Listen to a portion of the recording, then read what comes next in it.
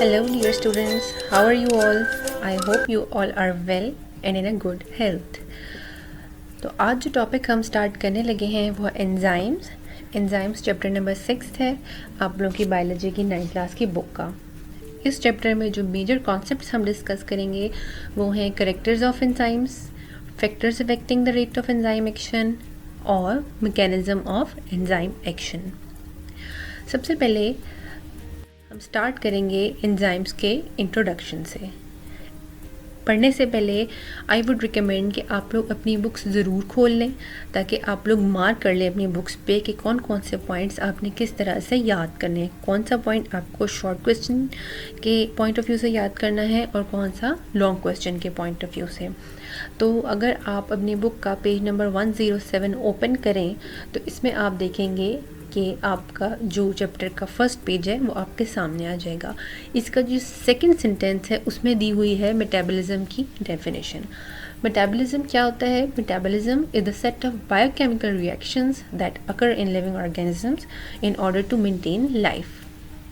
यानी कि वो तमाम रिएक्शंस जो लिविंग ऑर्गेनिजम्स की बॉडी के अंदर हो रहे होते हैं, वो किसी चीज़ की ब्रेक डाउन है, किसी भी मॉलिक्यूल का टूटना फूटना, हमारे खाने का टूटना फूटना, उस टूट फूट के बाद उसमें से कोई नई चीज़ बनना, ब्लड बनना या हमारे लिए एनर्जी बनना, ये सब चीज़ें मेटाबॉलिज्म में आती हैं। उसके बाद नेक्स्ट उन्होंने बताया हुआ है कि there are 2 types of metabolism, anabolism and catabolism. Anabolism वो मेटाबॉलिज्म होता है जिसमें मॉलिक्यूल्स बनते हैं और ऑब्वियसली जब वो बनते हैं तो एनर्जी की ज़रूरत होती है। और कैटाबॉलिज्म मेटाबॉलिज्म की वो टाइप है जिसमें मॉलिक्यूल्स टूटते हैं। जब टूटते हैं तो कोई एनर्जी नहीं चाहिए होती, इनफैक्ट एनर्जी रिलीज़ होती है। एक चीज़ आप और जहन में रख लें कि ये जितने भी मैंने बुलेट्स बनाए हैं ये सब आपको एज शॉर्ट क्वेश्चन पेपर में आ सकते हैं। जहाँ कहीं लॉन्ग क्वेश्चन होगा वो भी मैं मेंशन कर दूँगी कि ये क्वेश्चन आपने एज लॉन्ग क्वेश्चन करना है। इस फर्स्ट पेज में जो भी क्वेश्चंस हैं वो सब शॉर्ट क्वेश्चंस हैं और आपने उनको मार्क कर लेना है। नेक्स्ट उन्होंने बताया है बायोकैटलिस्ट्स का। बायोकैटलिस्ट में हमें सबसे पहले कैटलिस्ट की डेफिनेशन पता होनी चाहिए। कैटलिस्ट वो चीज़ होती है जो कि किसी भी रिएक्शन की स्पीड को तेज़ कर दे लेकिन खुद में उसमें यूज़ ना हो रहा हो, यानी कि उसकी स्पीड को तेज़ करके खुद वो पीछे बाद में हट जाए, उसको कहते हैं कैटलिस्ट। और बायोकैटलिस्ट यानी कि जो भी कैटलिस्ट लिविंग ऑर्गेनिजम्स के अंदर होंगे वो बायोकैटलिस्ट हैं। इसकी डेफिनेशन आपके सेकंड पैराग्राफ में दी हुई है और ये वर्ड भी बोल्ड कर दिया गया है। आपकी बुक बहुत इजी टू अंडरस्टैंड है, जो भी इम्पोर्टेंट कॉन्सेप्ट्स हैं वो बोल्ड लेटर्स में दिए हुए हैं। नेक्स्ट दो जो डेफिनेशंस आती हैं वो हैं सबस्ट्रेट्स और प्रोडक्ट्स की। सबस्ट्रेट और प्रोडक्ट्स में डिफरेंस भी आ जाता है कि इन दोनों में डिफरेंस क्या होता है, या ये भी आ जाता है कि what are substrates and products. ये दोनों डेफिनेशंस आपके थर्ड पैराग्राफ में दी गई हैं। और क्या होती हैं ये? The molecules at which enzymes act are called substrates. यानी कि जिस चीज़ पे एंजाइम काम करेगी, जिन मॉलिक्यूल्स पे एंजाइम काम करेगा वो सबस्ट्रेट कहलाएंगे और जो चीज़ बनेगी वो प्रोडक्ट होगी। Last activation energy. Activation energy एक लॉन्ग क्वेश्चन है, ये बहुत इंपॉर्टेंट लॉन्ग क्वेश्चन है। एक्टिवेशन एनर्जी की डेफिनेशन दी हुई है आपको बोल्ड लेटर्स में भी दी हुई है और इसकी डेफिनेशन है कि it is defined as minimum energy required to start a reaction. यानी कि वो कम से कम एनर्जी जो कि किसी भी रिएक्शन को स्टार्ट करने के लिए चाहिए वो एक्टिवेशन एनर्जी है। जस्ट लाइक कोई स्टूडेंट कहते हैं कि I need at least 2 pieces of breads to work properly, यानी कि अगर वो 2 पीसेस ब्रेड के सुबह नाश्ते में नहीं खाएगा तो वो सारा दिन काम नहीं कर सकेगा, तो उसकी एक्टिवेशन एनर्जी हुई 2 पीसेस ऑफ ब्रेड्स। अब एंजाइम क्या करेगा कि अगर एंजाइम हुआ तो वो एक्टिवेशन एनर्जी कम कर देगा, यानी कि वो स्टूडेंट एक ब्रेड की प्रेजेंस में भी काम कर सकेगा। This is activation energy. I will discuss this in detail in my next slide. तो अब आते हैं एक्टिवेशन एनर्जी की तरफ। एक्टिवेशन एनर्जी की डेफिनेशन मैंने पीछे स्लाइड में आपको बता दी है, और अब मैं ये डिस्कस करूँगी कि how do enzymes play their role in lowering activation energy, के एंजाइम्स का क्या रोल है एक्टिवेशन एनर्जी कम करने में। एक्टिवेशन एनर्जी कम करना ऑब्वियसली बहुत ज़रूरी है ताकि हम कम से कम एनर्जी कंज्यूम करें किसी भी रिएक्शन को होने के लिए। अब एंजाइम्स क्या क्या कर सकते हैं। Number 1, alter shape of substrate, कि वो जो भी सबस्ट्रेट था जिस पे एंजाइम ने काम करना था उसकी शेप चेंज कर दें, ऐसी शेप कर दें जिस पे इजीली काम किया जा सके, जिसका इजीली रिएक्शन हो सके। Number 2, disrupting charge distribution on substrates, यानी कि पहले कहीं पे नेगेटिव चार्ज था, कहीं पे पॉजिटिव था, तो उनको इस तरह से अरेंज कर देना कि अब उसका रिएक्शन ईजीली हो जाए। और number 3, bringing substrates in correct orientation, कि उनको सही ओरिएंटेशन में या उनको सही जगह पे लेके आ जाना सबस्ट्रेट को, ताकि उस पर अच्छे तरीके से काम किया जा सके। आप राइट साइड पे फिगर में भी देख सकते हैं कि ये जो पीक बनी हुई है नीचे ब्लू वाले की एक ब्लू आपके सामने काइंड ऑफ पीक है, और उसके ऊपर एक पिंक कलर की है। तो जो पिंक कलर की है वो है जो एक्टिवेशन एनर्जी चाहिए थी एक केमिकल रिएक्शन को प्रोसीड करने के लिए, और जो ब्लू कलर की है वो है कि अगर हमने एंजाइम ऐड कर दिया है तो फिर जो एक्टिवेशन एनर्जी हुई, यानी कि विदाउट एंजाइम पिंक वाली और विद एंजाइम ब्लू वाली। तो हम देख सकते हैं कि दोनों के दरमियान कितना ज़्यादा गैप है, कि विदाउट एंजाइम हमें बहुत ज़्यादा एक्टिवेशन एनर्जी चाहिए थी, और जब हमने एंजाइम ऐड कर दिया तो एक्टिवेशन एनर्जी बहुत कम हो गई। उसके बाद जो एक छोटी सी बात उन्होंने एक्टिवेशन एनर्जी के एंड में दी हुई है वो ये है कि what are intracellular and extracellular enzymes. Intracellular enzymes नाम से ही पता चल रहा है कि वो एंजाइम्स होते हैं जो कि सेल्स के अंदर काम करते हैं, और एक्स्ट्रा सेल्युलर एंजाइम्स वो होते हैं जो कि सेल्स के बाहर काम करते हैं। नेक्स्ट है characteristics of enzymes. Characteristics of enzymes की तरफ बढ़ने से पहले हमें ये ज़रूर पता होना चाहिए कि ये टर्म सबसे पहले किसने इंट्रोड्यूस की थी। तो विलियम कुने, जो कि जर्मनी से बिलोंग करते थे, एक फिजियोलॉजिस्ट थे, उन्होंने 1878 में सबसे पहले वर्ड एंजाइम यूज़ किया था।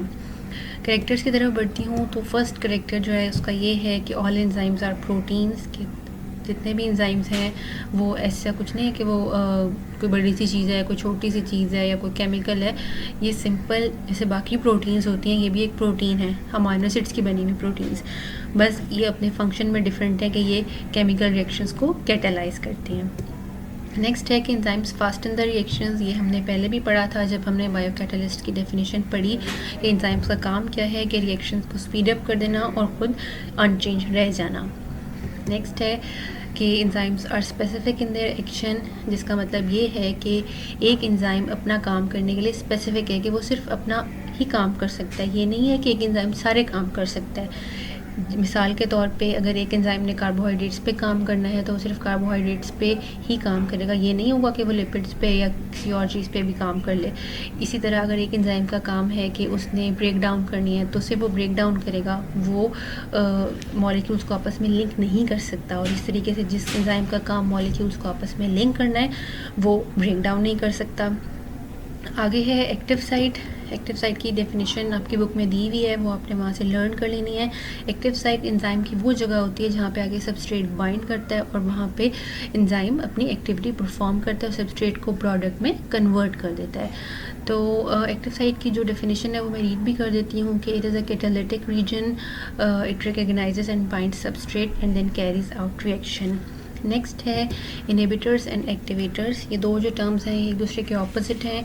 इनहिबिटर वो चीज़ होती है जो कि एंजाइम के साथ बाइंड करती है और एंजाइम की एक्टिविटी को कम कर देती है, और एक्टिवेटर्स वो होते हैं जो कि एंजाइम के साथ बाइंड करके एंजाइम की एक्टिविटी को बढ़ा देते हैं।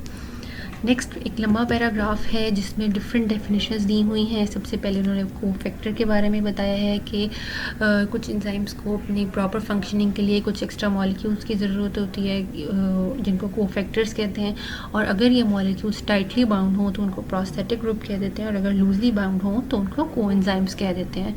कोएंजाइम्स आमतौर पर ऑर्गेनिक मॉलिक्यूल्स होते हैं, और कोएंजाइम्स आमतौर पे जैसे आपकी बुक में लिखा हुआ है कि transport chemical group from one enzyme to another. तो ये बायोकेमिकल होते हैं या कह लेंगे ऑर्गेनिक होते हैं, तो मोस्टली जो वाइटामिन्स वगैरह होते हैं वो कोएंजाइम्स के तौर पे काम करते हैं।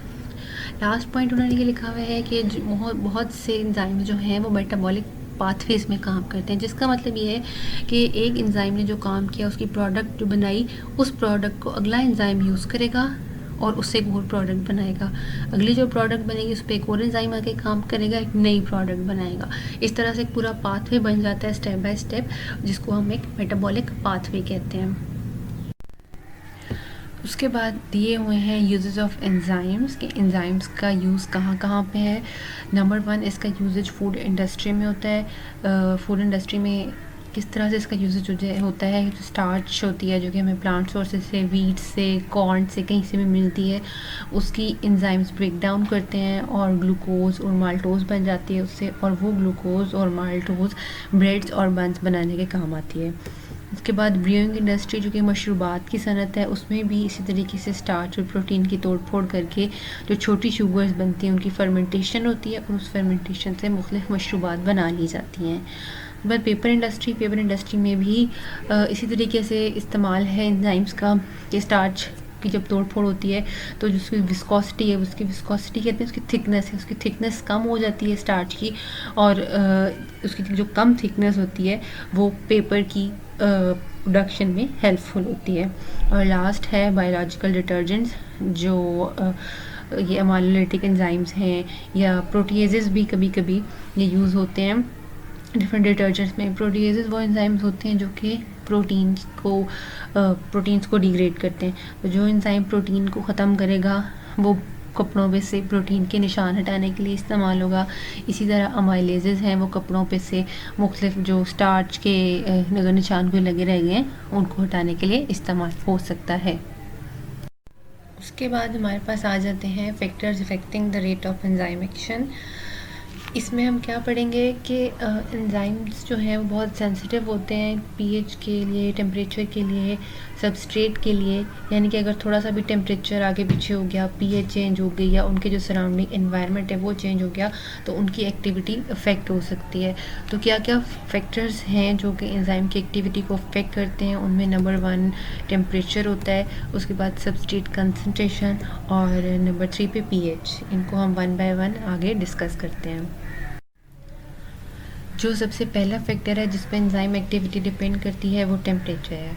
अगर हम टेम्परेचर इंक्रीज़ करें किसी भी रिएक्शन का तो Aahista Aahista enzyme activity increase होगी, जैसे कि आप इस ग्राफ में देख सकते हैं।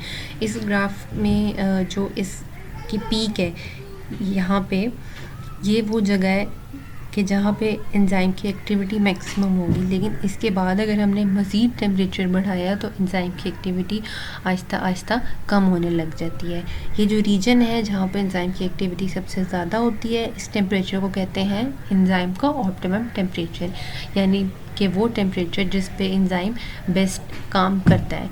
इसके बाद आहिस्ता आहिस्ता क्योंकि ज़्यादा हीट होने की वजह से मॉलिक्यूल्स के दरमियान काइनेटिक एनर्जी बढ़ती जाती है तो एंजाइम्स डीनेचर हो जाते हैं। डीनेचर यानी कि वो एंजाइम्स ख़त्म भी होने लग जाते हैं। सबस्ट्रेट कंसंट्रेशन भी एंजाइम एक्टिविटी को अफेक्ट करती है। अगर हम सबस्ट्रेट की कंसंट्रेशन बढ़ाएं तो आप इस तरह से देखें कि आहिस्ता आहिस्ता एंजाइम की एक्टिविटी भी बढ़ती है, लेकिन एक लेवल ऐसा आता है कि जिस पे वो फिर कांस्टेंट भी हो जाती है। उसकी वजह क्या है कि जब अगर हम कोई भी रिएक्शन है उसमें एंजाइम मौजूद है और हम सबस्ट्रेट से बढ़ाते जा रहे हैं तो जितने भी एंजाइम है एक स्टेज ऐसी आएगी कि उन्होंने सबस्ट्रेट के साथ बॉन्ड बना लिया और मज़ीद एंजाइम्स के कोई ऐसे मॉलिक्यूल्स हैं ही नहीं जो कि फारिग हैं, जो कि सबस्ट्रेट के साथ बॉन्ड बना के उसका रिएक्शन प्रोसीड करा सकें। इसलिए सबस्ट्रेट की कंसंट्रेशन बढ़ाने से भी एक्टिविटी बढ़ती है एंजाइम की, लेकिन सिर्फ एक हद तक। जैसे कि आप ये जहाँ पे मैंने सर्कल किया है यहाँ पे देख सकते हैं कि बस यहाँ तक एक्टिविटी इंक्रीज़ होगी, उसके बाद वो कांस्टेंट हो जाएगी। आखिरी जो फैक्टर दिया गया है जिस पे एंजाइम एक्टिविटी डिपेंड करती है वो है पीएच। पीएच आप पीएच को सिंपली अंडरस्टैंड कर लेंगे, आप चार्ज भी समझ सकते हैं कि एंजाइम पर चार्ज कितना है या उसकी सराउंडिंग्स में चार्ज कितना है। पीएच और टेम्परेचर का सेम अफेक्ट है एंजाइम एक्टिविटी पे। अगर हम पीएच बढ़ाएंगे तो उसकी एक्टिविटी बढ़ती जाएगी, लेकिन एक स्टेज ऐसी आती है जहाँ पे एक्टिविटी मैक्सिमम होती है और उसके बाद अगर हम मज़ीद pH बढ़ाएं तो एक्टिविटी कम होना शुरू हो जाती है। वो स्टेज जहाँ पे सबसे ज़्यादा एक्टिविटी होती है एंजाइम की, उसको हम कहते हैं ऑप्टिमम pH। नेक्स्ट हमारे पास है मैकेनिज़्म ऑफ एंजाइम एक्शन। दो मेजर मॉडल्स दिए गए हैं मैकेनिज़्म ऑफ एंजाइम एक्शन के लिए। नंबर 1 है लॉक एंड की मॉडल। लॉक एंड की मॉडल एमिल फिशर ने प्रपोज़ किया था, इसकी डिटेल हम आगे पढ़ेंगे। और उसके बाद है induced fit model. Induced fit model Daniel Koshland ने प्रपोज़ किया था। इन साइंटिस्ट के नाम भी आपको आने चाहिए। ये दोनों मॉडल्स बहुत इंपॉर्टेंट हैं। ये दोनों शॉर्ट क्वेश्चन में भी और लॉन्ग क्वेश्चन में भी प्रीवियस बोर्ड के पेपर्स में आते रहे हैं। लॉक एंड की मॉडल के मुताबिक हर एंजाइम की एक स्पेसिफिक शेप होती है जिसमें सिर्फ एक स्पेसिफिक सबस्ट्रेट ही फिट आ सकता है। जैसे कि आप फिगर में देख रहे हैं कि सबस्ट्रेट की जो शेप है वो सिर्फ उस एंजाइम में ही फिट आ रही है। इस मॉडल के मुताबिक एंजाइम्स अपनी शेप चेंज नहीं कर सकते और वो एक रिजिड उनकी शेप होती है, रिजिड शेप वाले मॉलिक्यूल्स होते हैं। जबकि जो दूसरा मॉडल है इंड्यूस्ड फिट मॉडल, उसके मुताबिक एंजाइम की रिजिड शेप नहीं होती। जब सबस्ट्रेट एंजाइम की एक्टिव साइट के पास आता है तो एंजाइम अपनी शेप सबस्ट्रेट के मुताबिक चेंज कर लेता है। इसका मतलब है कि वो इंड्यूस कर लेता है अपनी शेप को सबस्ट्रेट के अकॉर्डिंग और फिर सबस्ट्रेट को अपने अंदर फिट कर लेता है। तो ये जो दो मॉडल्स हैं इनमें फ़र्क ये है कि लॉक एंड की कहता है कि एंजाइम की सिर्फ एक पर्टिकुलर शेप है लॉक की तरह, जिसमें सिर्फ एक चाबी ही फिट आ सकती है। लेकिन जो इंड्यूस्ड फिट मॉडल है वो कहता है कि एंजाइम अपनी शेप चेंज करता है सबस्ट्रेट के मुताबिक। इंड्यूस्ड फिट मॉडल बाद में आया था जो कि डैनियल कोशलर ने प्रेजेंट किया था और यही ज़्यादा एक्सेप्टेबल है वर्ल्ड वाइड। कोई भी ऐसी चीज़ जो आपको इस चैप्टर में समझ ना आई हो या जो आपको डिफ़िकल्ट लग रही है या आप ये कंफ्यूज है कि इसको याद किस तरह करना है या किस तरह से क्वेश्चन आ सकता है, you are free to ask any question. आप अपने क्वेश्चंस कमेंट सेक्शन में पूछ सकते हैं। Best of luck. इस चैनल को सब्सक्राइब ज़रूर कर लें और अपने फ्रेंड्स के साथ भी शेयर करें ताकि उनका भी फ़ायदा हो सके। Thank you. Good luck.